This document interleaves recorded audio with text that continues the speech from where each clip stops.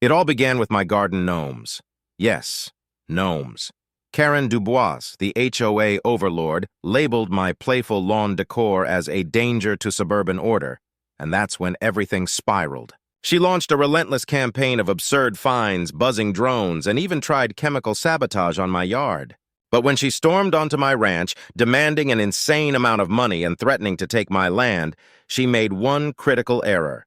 She didn't realize the sheriff was already in place. My name's Elias Thorne.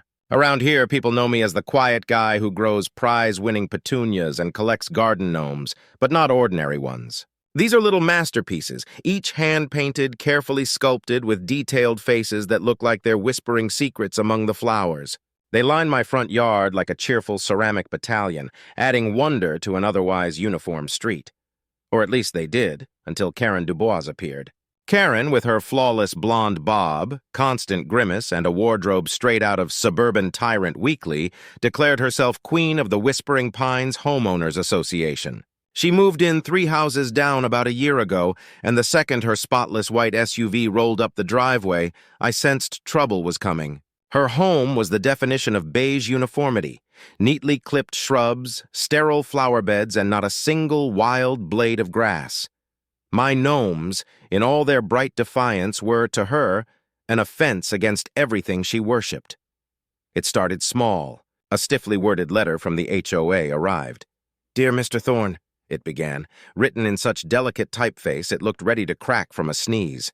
"It has been observed by the Whispering Pines HOA board that your property displays multiple, non-compliant ornamental figures. In violation of Article the 6th, Section 3, Subsection B of our community regulations regarding approved exterior aesthetic elements. These gnome-like statues exhibit unauthorized whimsicality and potentially unsettling facial expressions that undermine the visual cohesion of Whispering Pines. Kindly remove them within 72 hours to avoid immediate fines." "Unauthorized whimsicality?" I muttered, lifting a gnome named Barnaby, whose painted grin seemed to share the joke. Red, my aging basset hound, sighed deeply from his usual place on the porch, as if he too sensed that chaos was coming. The following morning, Karen's SUV, now sporting a magnetic HOA emblem that resembled a makeshift coat of arms, rolled up beside my lawn. Clad in a crisp cerulean pantsuit, she strode directly toward my gnome display, clutching a clipboard like it was a weapon of war. Her designer glasses magnified her gaze as she scrutinized my collection with disapproval. "Mr. Thorne!" she screeched, her voice ripping through the morning air like a dull saw blade, loud enough to make Red recoil. "So you've decided to ignore our formal directive concerning your ceramic chaos avatars!" Her manicured finger, topped with a flashy diamond, jabbed toward Barnaby. "That one! His face alone could knock 0.5% off property values. It's practically taunting." I stepped outside, wiping dirt from my hands onto my gardening apron. "They're just garden gnomes, Miss Dubois. Harmless. They make me happy." "Happy?" she gasped, her eyes widening in a way that made them look disturbingly oversized. "They spread discord. Just yesterday, poor Mrs. Henderson claimed to suffer from gnome-induced existential anxiety after passing by. She said Barnaby's smile triggered nightmares. Do you grasp the psychological toll of this unregulated whimsy on a neighborhood built around visual cohesion? My award-winning petunias are wilting prematurely from the visual trauma." "Ma'am, they're painted resin," I replied dryly, trying to hold my temper. "They just sit there. They don't do anything." "Not in view of my immaculate vista!" she screeched again, her pitch high enough to crack porcelain. "And let me inform you, Mr. Thorne, that my attorney, the distinguished Mr. Percival Sterling Smythe III, agrees entirely. This is clearly a matter of gnome-driven property devaluation and forecasted whimsical infestation. Brace yourself for the full weight of suburban law, Mr. Thorne. You'll drown in fines taller than your tallest gnome." She then whipped out a laminated handout titled "The Peril of Unauthorized Whimsy," showcasing a heavily edited photo of a gnome with ominous red glowing eyes. I could only shake my head. She truly believed the gnomes were part of some covert conspiracy aimed at toppling Whispering Pines. For the next week, she fired off a barrage of certified letters, each more absurd than the last. One accused the gnomes of altering the atmospheric conditions in the neighborhood, triggering vibrations in her patio furniture, and mysteriously slowing her internet during online Zumba, which she dubbed a digital disturbance clearly powered by gnome-born negative energy. In response, I mailed her a cheerful hand-painted gnome holding a watering can with a note, "For your petunias. Might ease the tension. Good for the spirit, too." She returned it sealed in a triple-layered biohazard pouch, along with an official complaint to the sheriff, claiming I was engaging in psychological assault via ceramic figurines, posing an imminent risk to mental health and suburban serenity. She even suggested the gnome could be a disguised listening device, part of a whimsy-fueled rebellion. The gnome fiasco, as absurd and theatrical as it was, ended up being merely the overture to the symphony of suburban madness that followed.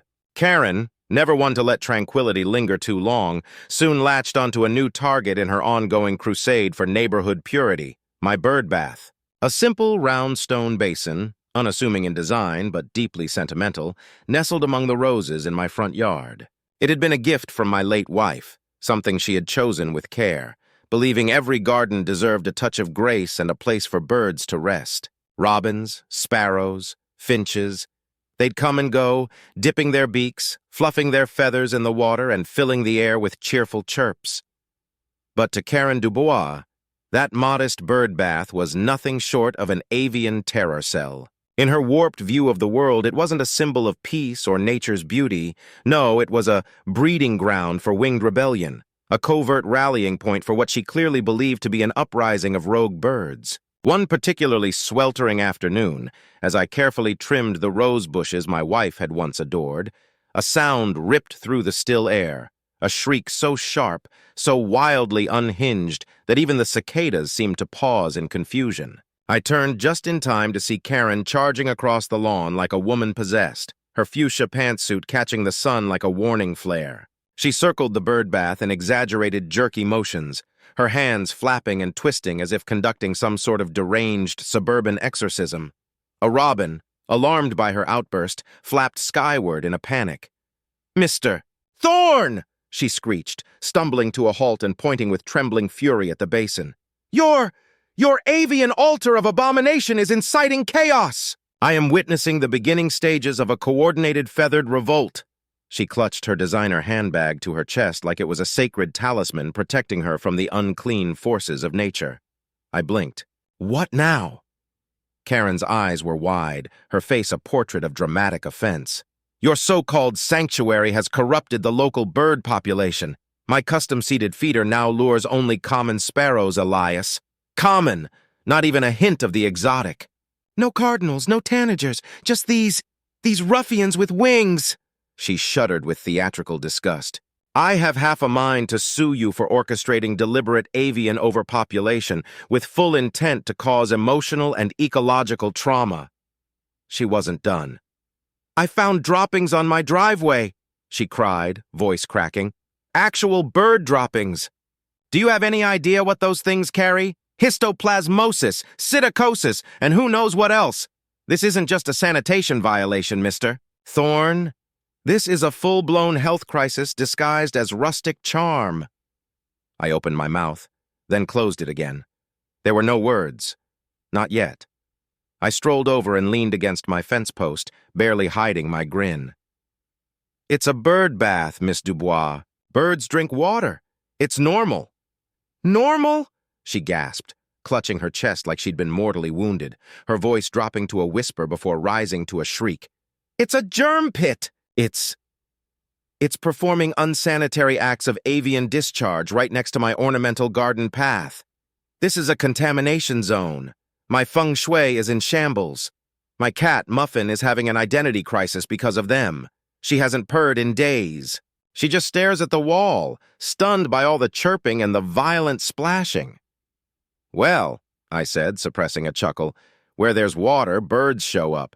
Feng shui doesn't really cover bird baths. Out here, we use common sense." "Common sense?" she howled.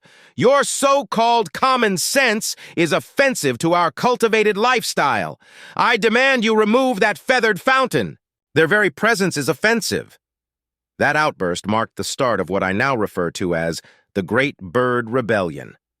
Karen began leaving neatly bagged bird droppings on my porch, each accompanied by a glittery note describing the ecological threat it posed. One read, "Hazard sample #12, imminent risk to local flora, including my hydrangeas, which now carry the faint scent of doom and sparrow." Another note read, "Signs of organized bird activity, analysis pending. Suspected bird espionage and mind control, Muffin's safety compromised." Soon after came the police reports. Every day, she called in claims: birds giving hostile stares, malicious defecation with intent, and unsanctioned loitering with subpar grooming. Officer Jenkins, a decent man with the look of someone perpetually on the edge of early retirement, would show up, check my immaculate bird bath, sigh heavily, and jot something down. "She says your robins traumatized her poodle, Monsieur Fluffy Butt," he told me once, massaging his temples. "Apparently they splashed too much, and now the dog has a twitch and an overwhelming fear of anything with feathers or water." I stared blankly. "Officer, they're robins. Splashing is kind of their thing. Maybe Monsieur Fluffybutt just needs to toughen up." Karen's obsession took on new, more deranged forms. Her vendetta against the bird bath escalated from furious rants to full-blown tactical operations. First came the motion sensor sprinklers, sleek little devices she had professionally installed and precisely aimed at the stone basin like it was some kind of enemy stronghold. Her goal? To scare away the birds. But nature, as always, had the last laugh. The sparrows and robins quickly adapted. They learned to trigger the sensors intentionally, turning the bird bath into what I can only describe as the most exclusive spa retreat for feathered residents in the county. They splashed, preened, and chirped with unbothered delight, soaking in the surprise showers like five-star guests at a wellness resort. That was when Karen cracked, not just annoyed, but visibly unraveling. Phase 2 of her assault, motion-triggered foghorns, installed without warning. One moment, you're enjoying a quiet afternoon with a book on the porch. The next, a sound like a naval ship announcing a collision blasts through the countryside. My windows rattled, red howled, cows spooked. It wasn't just absurd, it was tactical auditory warfare. I ended up moving the bird bath to a quieter, shaded nook near the back garden. Not to appease Karen, of course, but to reclaim some semblance of peace and protect my own eardrums from going permanently numb. It honestly felt like I was living beside a deranged lighthouse commander who had mistaken birds for pirates. Then, the glitter era began. Karen's latest innovation involved tiny pastel-colored balloons, each filled with ultra-fine glitter. She rigged them to hair-thin tripwires surrounding the relocated bird bath, aiming to mark any avian intruder with sparkle. Predictably, the birds landed, popped the balloons, and coated themselves in glimmering dust. But rather than deterring them, it had the opposite effect. They seemed to enjoy the effect, shimmering in the sun like magical ornaments, as if proudly displaying their badges of defiance. Karen, watching from her porch, became convinced they were mocking her. She proclaimed, loudly and often, that I was aiding and abetting glitter-enhanced eco-insurgents. In her words, I was weaponizing reflective particulate matter as a tool of psychological destabilization and spiritual sabotage. She even called Channel 7 News, breathlessly explaining how my glitter terrorism was disrupting the bioharmonic energy field of Whispering Pines. No reporters showed up, but the story spread like wildfire among the neighbors. It became legend. Kids reenacted it in the street. One family even hosted a bird spa and glitter gala barbecue, complete with glittery cupcakes and bird-themed party hats. But Karen wasn't done, not even close. Having lost the ground war, she turned to the skies. She purchased a sleek surveillance drone, matte black, equipped with a high-resolution camera and a buzzing motor that sounded like a furious electric wasp. It hovered over my property daily, swooping low, circling slowly, documenting every minute detail with obsessive precision. The footage, I later discovered, was meticulously annotated. She filed reports, handwritten 3-ring binder style, listing every alleged infraction. My old Ford pickup truck, which she dubbed a rusting monument to agricultural decay. my clothesline, which she called a waving insult to domestic modernity. Even Red, my loyal basset hound, wasn't spared. His enthusiastic barking at squirrels, aggressive sonic behavior disrupting the delicate emotional balance of local fauna. By this point, it was clear. Karen had abandoned reality and declared war on the very idea of rural life. And I, along with my bird bath, my truck, and my gnome-defended backyard, was public enemy number one. The drone hovered low over my porch constantly, its lens pointed squarely at me, as if collecting proof of backyard insurrection. She even planted tiny HOA flags on skewers around my gnome garden, calling it symbolic territorial enforcement. It was a golden morning, the kind where the air smelled faintly of jasmine and the sun painted everything with a gentle warmth. I was kneeling by my flower beds, carefully tending to my prized petunias, purple, pink, and white blossoms in perfect bloom, when I heard it again. That unmistakable, high-pitched whine, like a mosquito with a superiority complex. Karen's drone. It zipped in low, casting a jittery shadow across the grass, hovering right above my shoulder with the subtlety of a siren. The lens tilted downward as if glaring at me. It was close enough that I could hear the blades slicing the air, close enough to feel the shift in wind as it hovered like some judgmental robotic hawk. I stood slowly, wiped my hands on my jeans, and looked up. The sun reflected off its glossy black shell, and I could almost see myself in the lens. I narrowed my eyes, then glanced down at Red, who was watching with his usual mix of curiosity and readiness. "Well, buddy," I murmured, "time to show this flying pest what old-school aim looks like." I bent and picked up a smooth, flat stone from beside the walkway, the kind my grandfather used to teach me how to skip across the pond. His voice echoed in my mind, "Keep the wrist loose and let the elbow guide." I nodded to Red, who let out a low, eager growl, his ears perked up and tail wagging like a flag of war. With one swift motion, I turned and hurled the stone. It cut through the air with a satisfying hiss, spinning true and tight like a well-thrown discus. Time slowed, just for a moment, and then came the sound. Crack! Direct hit. The drone wobbled, caught off balance, and its motor gave a pathetic, wheezing sputter. For a second it danced like a drunken wasp, spinning wildly, trying to regain altitude. But gravity won. The machine dropped like a stone, straight down into Karen's front garden across the street. The landing was not graceful. It slammed into her immaculately arranged flower bed, flattening a row of petunias and, in a delicious twist of irony, crushing a ceramic garden gnome she had recently placed there, probably out of spite. A last-ditch attempt to reclaim the narrative. The gnome's little painted hat snapped clean in half. I looked across the street, not a trace of regret on my face. Red gave a low, satisfied woof, almost like applause. Minutes later, Karen charged into my yard, trembling with theatrical fury, clutching the shattered drone like a fallen comrade. She was visibly shaking, jaw locked, eyes blazing.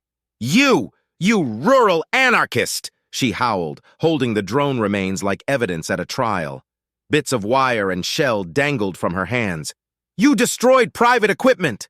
This was an act of unilateral aerial disarmament. That drone cost me $7,000. $7,000! Do you even realize how many premium lattes that is?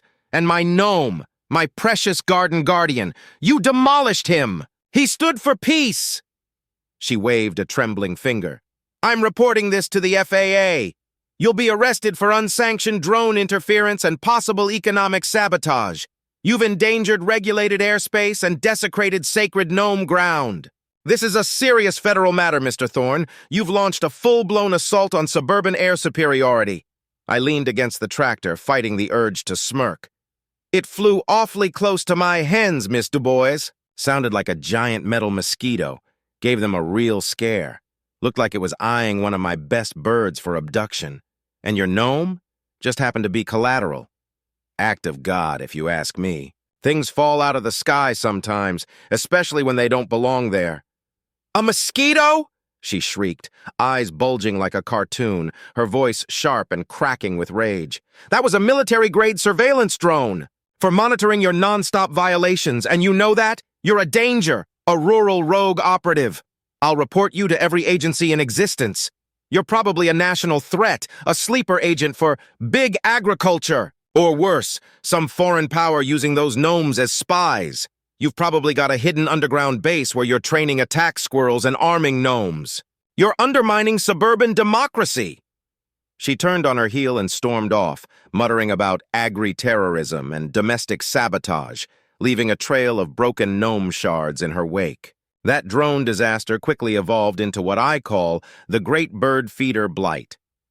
Karen, taking things to a new biological extreme, installed a dozen over-the-top, multi-layered bird feeders all along her fence, right across from my chicken coop. These weren't basic feeders. They looked like chandelier towers of birdseed, filled with exotic allergy-triggering blends. I figured she was trying to flood my property with wild birds, enough to make my chickens sick or at least drive me insane with noise and droppings. She even started taping homemade flyers to the fence titled The Avian Invasion, warning of inevitable doom from unwelcome feathered agents and bioenergetic disturbances. She planted little scarecrows around her lawn, too, each one wearing a tiny HOA outfit, all facing toward my ranch like some bizarre military standoff. I saw my chance. I moved the chickens to the back coop near the barn. Then I dropped a few bags of basic organic corn feed right by her fancy feeders, just to be a friendly neighbor.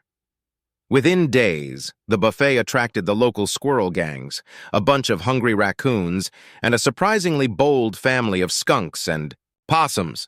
Her perfectly trimmed lawn quickly turned into a minefield of torn packaging, scattered shells, and muddy tracks. Karen, in full meltdown, ranted about unlawful wildlife invasions, property degradation via vermin, and nature turning against her. She tore out all the feeders. Then she went around telling anyone who'd listen that the critters were mine, trained rural agents sent to sabotage her. She even started patrolling her backyard in a safari hat with binoculars, shouting about anti-vermin defense strategy and spraying a super soaker at anything that moved, which usually ended up soaking her instead. Her endless stream of bizarre complaints finally got attention from the feds. But it wasn't the FAA knocking on my door, it was the Environmental Protection Agency. Not because of anything I'd done, but because of Karen's biblical overuse of pesticides and weed killers. Turns out, the chemicals were running off into a stream that passed through my land. Naturally, Karen blamed my primitive farming methods for attracting pests and weeds, claiming she had to take extreme countermeasures to preserve Ridgebrook's fragile suburban ecosystem, a phrase she repeated so often it sounded rehearsed. The EPA sent Agent Ramirez, tough as nails, clipboard in hand, and with the exhausted look of someone who's seen more than enough nonsense for one career. "Mr. Thorne," she said, pressing her fingers to the bridge of her nose. "Mrs. Dubois has submitted multiple formal reports regarding what she calls your unregulated ecological anomaly and its supposed impact on her property. However, our initial findings show quite the opposite. Her lawn chemicals are seeping into your stream and disrupting local wildlife, especially migratory birds. We've also detected exotic plant growth enhancers in your soil. Apparently, she's been using them to make her petunias, in her words, aggressively vibrant. She claims these chemicals are necessary to repel the hostile rural frequencies she believes are radiating from your land, allegedly disrupting her Wi-Fi and making her smart devices glitch." I just nodded. "Makes sense. My minnows have been swimming in circles lately, and some of the wildflowers are blooming in neon hues. One even hummed a show tune last week." Agent Ramirez sighed, clearly trying not to laugh. "She also alleges that you're running an unlicensed, hazardous bioremediation center, and that your free-range livestock are involved in psychological intimidation tactics against her Persian cat, Muffin, causing severe existential crisis and an aversion to daylight." She motioned toward my barn. "That'd be my barn," I said, holding back a grin. "And those would be my goats. Muffin's a little high-strung, but I wouldn't blame Gus for that." "Understood," Ramirez replied, massaging her temples. "Let's just say her grasp of environmental policy is unusually imaginative and extremely theatrical. She also mentioned experiencing suburban existential dread emanating from your yard, claiming it made her orchids wither, crashed her meditation apps, and clouded her healing crystals. Meanwhile, thinking her complaints were about to bring me to ruin. Karen doubled down on the theatrics. She began hosting spontaneous community outrage assemblies right on the edge of my property, blasting her accusations through a megaphone. Her speeches, full of rage about my rural disregard for neighborhood decency and the creeping contamination of whispering pines, were usually delivered to her confused husband and the passing mailman. One day, she even set up a folding table beside my fence with a tiny pitcher of iced tea and some grocery store cookies, trying to rally concerned citizens. At one of these events, she attempted a citizen's arrest of Gus, my goat, declaring him a public threat and a menace to market value, and accusing him of having unnatural intellect and an agenda to destabilize community cohesion. That attempt ended with Gus casually nibbling a rose from her flower bed while she shrieked through her megaphone, claiming he was taunting her with premeditated chewing and intentional plant desecration, before he capped it off by leaving a steaming biohazard on her spotless white sneaker. Karen then began outlining dirt patches on my lawn in chalk like mock crime scenes, labeling them things like illicit soil activity and agricultural offense evidence, sometimes taping them off with yellow ribbons as makeshift caution tape. It started to feel like I lived next to a rogue installation artist fixated on HOA hysteria. She'd spend hours in a lawn chair just staring at my compost pile, murmuring as if expecting it to evolve into some kind of sentient, HOA-shattering beast. One afternoon, she threw a bag of white powder into my yard, screaming, "The cleansing has begun! You will all be sanctified!"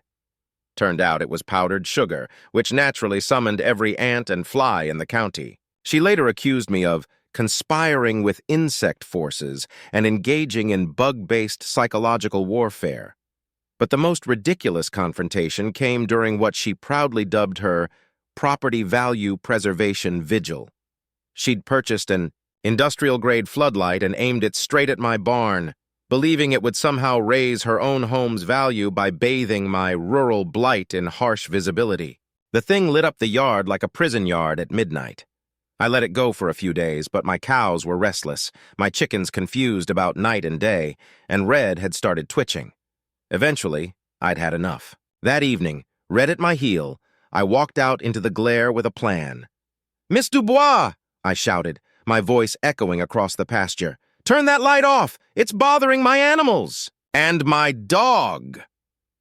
Karen emerged from behind a neatly trimmed hedge, decked out in full night vision goggles and a tactical vest loaded with pouches for her clipboard and megaphone. She looked like a suburban commando ready to raid a farmer's market. "Mr. Thorne!" she barked, raising her voice theatrically. "This is a strategic illumination initiative designed to neutralize the dark, chaotic vibrations radiating from your unrefined land. The light is enhancing Whispering Pines' energy field. Your livestock's unrest is nothing but resistance to suburban evolution. They fear progress." "It's a giant floodlight, Karen. It's ruining their sleep patterns, and mine, and Red's," I said, trying to remain calm. "You're upsetting the natural balance." "Sleep patterns?" she snorted, lifting her megaphone like a bullhorn. "Your creatures are resisting enlightenment. This light is a symbol of civilization, a beacon of order, a line of defense against your rural aesthetic apocalypse. I'm entitled to protect my property values.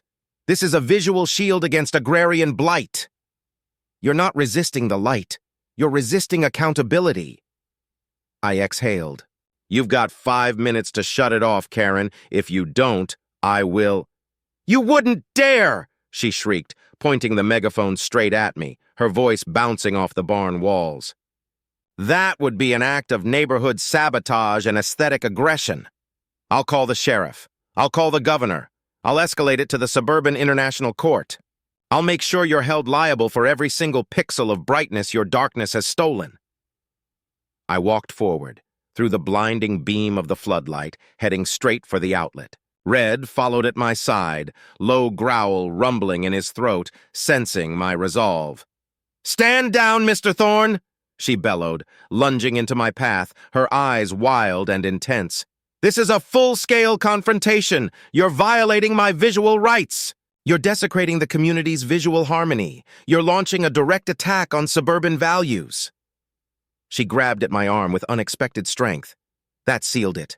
I simply sidestepped, reached the plug, and yanked it free. The light went out instantly, dropping the yard into silence and shadow.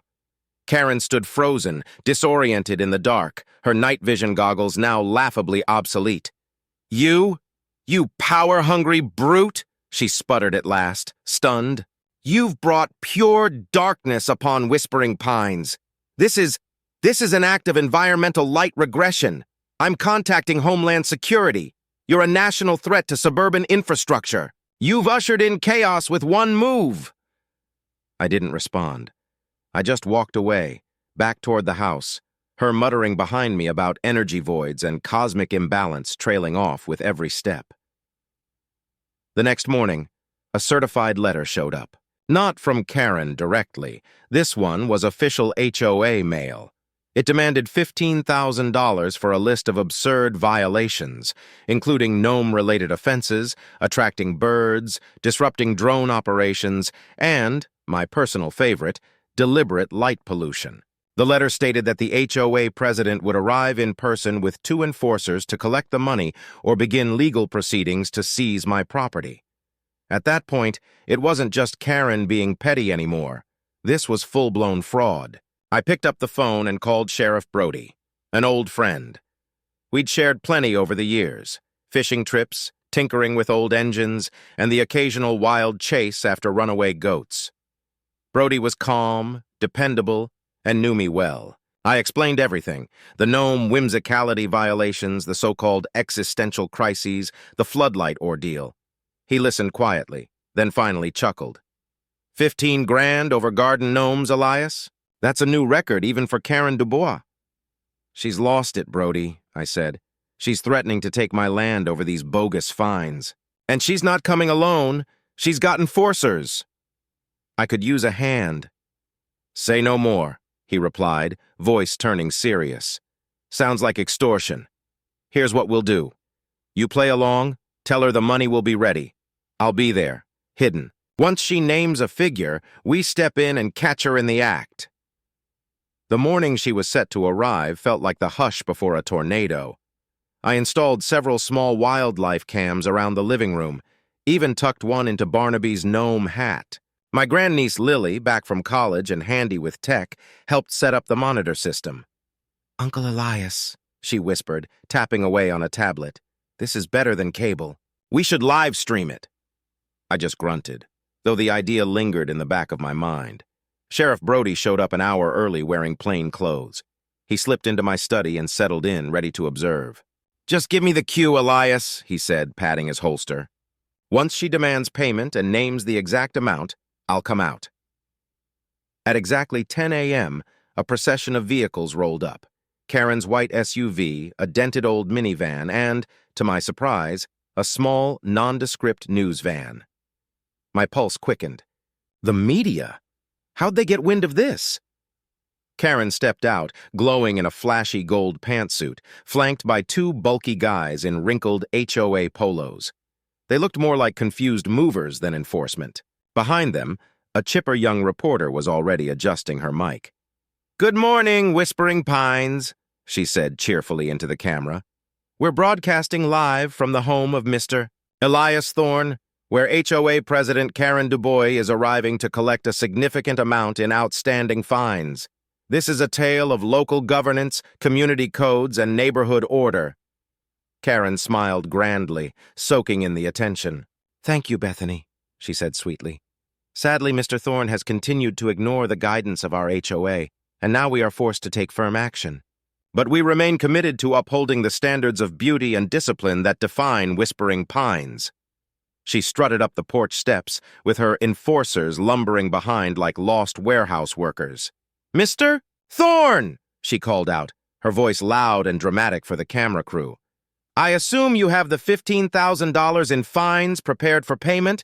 As per our final notice, today is the deadline. No exceptions. This is about principles, Mr. Thorne. Order must be upheld." She extended her clipboard, wearing a smug, triumphant grin. I glanced at her, then at the camera crew. then at Lily, who gave me a small nod. The live stream was rolling. $15,000, Karen? I said coolly. For gnomes? Bird baths? A compost pile? Exactly, she declared, puffing herself up. Every cent reflects the damage you've done to this community, the emotional distress, the visual pollution. Well then, I said, drawing a steady breath, I think there's someone here who might want to respond to that. I nodded toward my study. The door opened. Sheriff Brody stepped out, uniform sharp, face grim. Karen's grin evaporated. Her jaw dropped like a stone. Her eyes went wide, like she'd just seen a ghost. The two enforcers behind her froze, visibly panicking. Karen Dubois, Brody said calmly, what you're doing is illegal. These aren't real fines. This is extortion, and we've recorded everything. He gestured to the hidden cameras. Karen screamed. You rural saboteur! She shouted, pointing at me with a trembling hand. This is entrapment, a vile trick. He's a criminal, Sheriff. He's running an underground gnome trafficking ring. They're not ornaments. They're smugglers. His gnomes hide contraband. I knew it! She lunged toward Brody, spinning a wild accusation about me being some kind of gnome smuggling overlord. Then came the twist.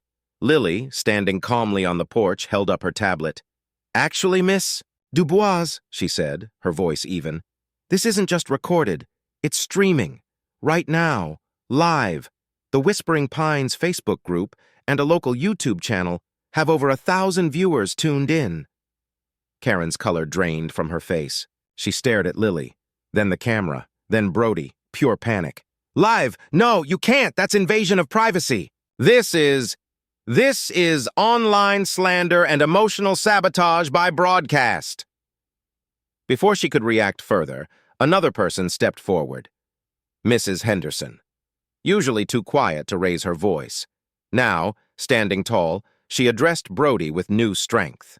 She fined me for feeding birds, Sheriff, she said. Claimed my bird bath attracted unsavory aerial visitors. She charged me $500. I still have the invoice. She waved a crumpled receipt. A few more neighbors stepped up. Murmurs turned into open claims. People held out papers. More fake fines. Bethany, the reporter, shifted her mic toward them. We're now hearing several reports of false HOA charges from President Karen Dubois. Live, as it happens. Karen's gaze darted wildly. Her calm shattered. They're lying! All of them! He's controlling them! He's some kind of gnome hypnotist. A backyard cult leader. She lunged toward Lily, aiming for the tablet, but Brody intercepted her quickly. Then came the real bombshell. Karen's phone dropped during the chaos, lit up and answered itself on speaker. A man's voice, gruff and unmistakably real, came through loud and clear. Karen, did you get those geezers to sign yet? We need Thorne out by next month. Developers breathing down my neck. Tell him the gnome stuff's just bait. If he won't sell, we'll bury him in violations. That land's needed for the golf resort. The world froze. Not a breath from the crowd. Even the news crew went silent. Karen turned snow white. Her muscle-bound enforcers took a step back, suddenly very uncomfortable. Brody picked up the phone. This is Sheriff Brody. Identify yourself. Click. The line went dead. Brody turned to Karen, voice quiet but heavy. So this was never about gnomes. You were driving down property values, scaring Elias, pressuring the neighbors, all for a land grab. These fake fines weren't just unethical. They're evidence. You've crossed the line into criminal conspiracy, extortion, and real fraud. Karen collapsed inward. Her shoulders sagged, the fire in her eyes gone. No, you don't get it, she whimpered, mascara streaking her cheeks. It was for the good of the neighborhood. For advancement. Brody didn't flinch. You call threatening your neighbors into handing over their land progress? He asked flatly. That's not leadership. That's a crime. Just as he started to cuff her, a sleek black sedan whipped around the corner and slammed to a stop in front of my gate. Two sharply dressed men jumped out. One of them, a tall figure with a polished suit and a predator's grin, stormed over with practiced arrogance. Karen! He barked. What the hell is happening? It was Percival Sterling Smythe, Karen's flashy, high-powered attorney, and, unbeknownst to most, the puppet master behind the entire land acquisition scheme. What he hadn't expected? A sheriff on site. And cameras.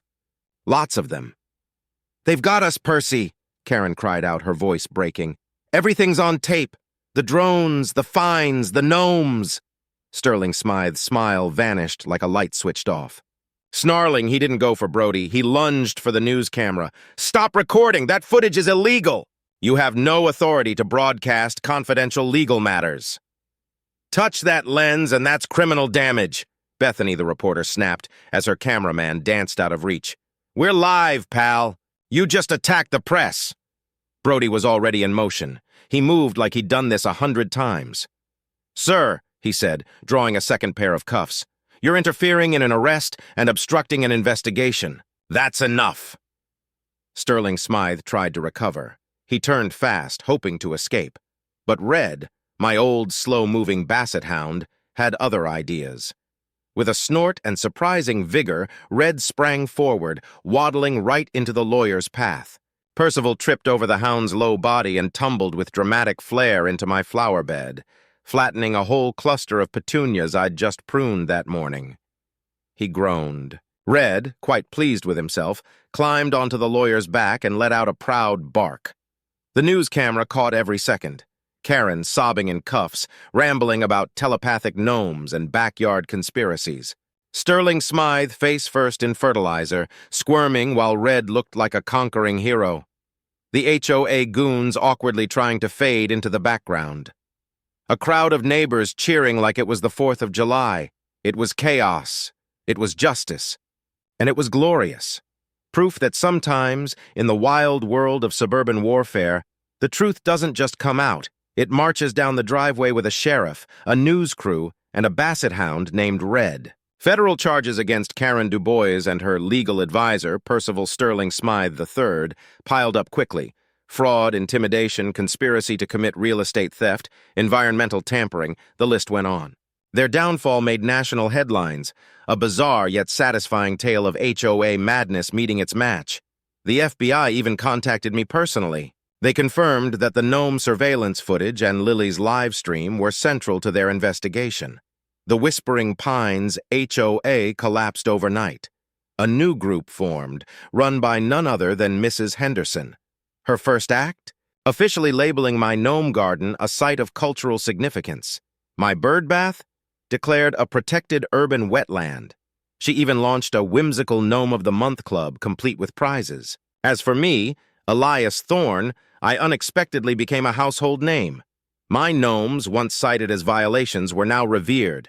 Tourists came to take selfies, leave trinkets, and even write poems about Barnaby. I started selling little replicas of him.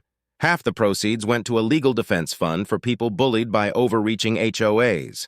Red got his reward, too. Extra snacks, back scratches, and a permanent spot by my rocker. That spring afternoon, I found myself on the porch, Red snoring beside me.